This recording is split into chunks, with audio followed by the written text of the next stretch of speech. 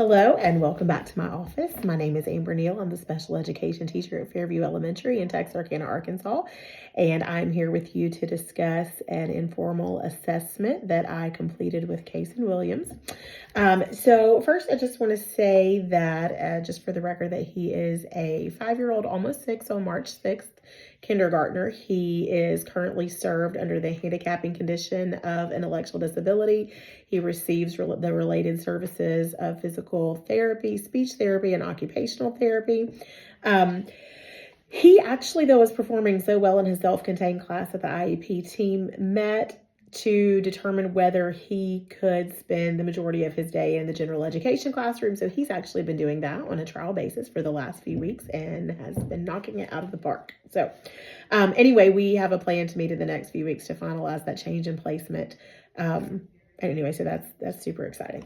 So I just wanted to, as I reviewed his file and as I've worked with him, one of the things, considering especially him moving into the general education classroom, is that on his kindergarten readiness assessment, there was some indication that he has some deficits with regard to being prepared to become a proficient reader. So one of these things is that just consistently making sure that he knows all of his letter sounds and all of his letter names, that he can identify them when asked, like when they're out of order, not just like, we know he can sing the ABC song, but not just when he can just do them from rote memorization, but when he can actually recognize them. And one of the things that I noticed in his that reading readiness, that formal kindergarten readiness checklist, was that he's having some difficulty making the transfer of identifying letters when they are presented in uppercase as opposed to lowercase. So I just wanted to prepare a quick reading readiness assessment based on Arkansas state standards for early literacy, just to kind of see where we are and to inform his instructional planning in that target area. So the first thing I did, I'm going to show this to you. I just have the alphabet is not in order. Again, I did not want him to be able to rely on rote memory, but I simply just asked him to identify each letter, pointed to them out of order, and then I asked him to just go in and name them independently in order. And so with the first one of those, he named 23 out of 26 correctly, and then when he was just asked to name them himself, when he was just asked to supply the names, he did 25 out of 26 correctly. I believe if I'm not, he called QO for the first time, but then he did self-correct. So he did that. So that is a 25 out of 26 mastery. So just a very simple score over number correct over number possible, which gives us, let's see, that shows a mastery rate of 96%. So again, very, very clearly there. I would love to see him, because these are letter names and identifying letters, at 100%. But however, when we switch to the same task, identifying out of order, again, did not want him to be able to rely on rote memory of the alphabet song. But when we switch to the lowercase font, his ability to do that decreased significantly. So you can see that he actually received, when he was asked to identify them, only 8 out of 26 were correct. Excuse me, I'm just make sure I have the right numbers there for you.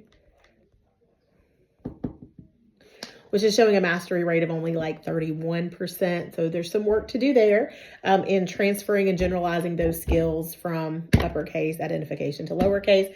And then when he was just asked to point to them himself and name them, he actually got 19 out of 26 yet, which is a much higher mastery rate of 73%. But again, obviously, with something as foundational as the alphabet, we want him to be functioning at 100%. So anyway, that's what we're going to be working with, just making sure he can transfer that knowledge regardless of the case the letter is presented in. The next thing I asked him to do was based on his reading readiness and some of the Heggerty drills, which we do with him, which basically would be like, say the word bat. Now say bat, but don't say b.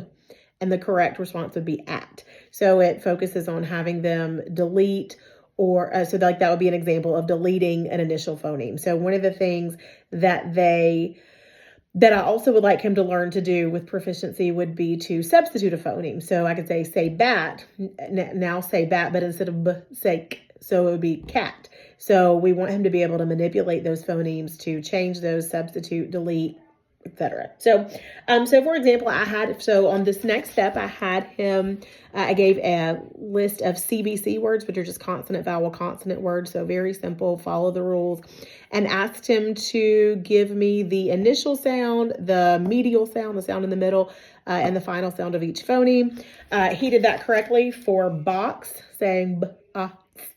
He did it correctly for mat, at, and vab. And again, we use some nonsense words here just to make sure they're not being able to fall back on high frequency sight words. Ab. We had some issues with when we got to what would be riff. He just said R, and then he said I and f. So again, he gave me names and not sounds on that one. On the next one, he gave me HED, again, letter names instead of sounds. But on top, he gave me t. So very good. On nap, he gave me N, A. So 2 sounds, 1 letter name there. And then we had the word pug, and he gave me P-U-G.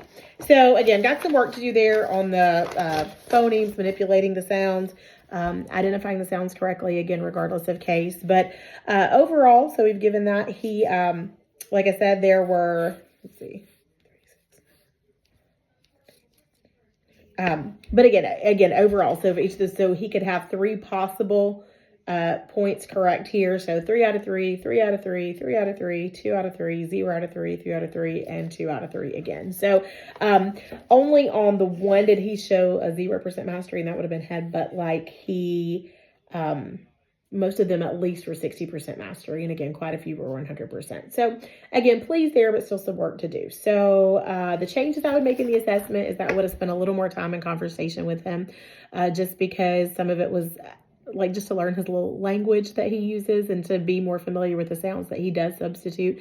So for example, I'm not positive that this is 100% accurate in the sense that at first I realized that I was missing some of what he was saying or identifying correctly because of his articulation impairment. So for example, I asked him a couple of questions and it sounded like he was saying het, but then I realized that he is saying yes. So anyway, I wish I would have had an opportunity to spend some more time with him in conversation just to get a little more familiar with the way he pronounces words. So his classroom teacher has expressed to me too that she is learning his language. And so that's getting easier. So just again, changes. I think the process was great. I appreciated being able to review his file.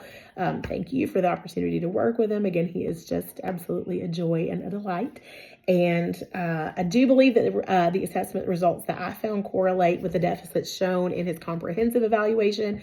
So again, we want to focus on that those emerging literacy skills and ensure that we're doing everything we can to support his path to becoming a proficient reader. So thank you so much. If you have any questions or need to reach out to me, please don't hesitate to do so.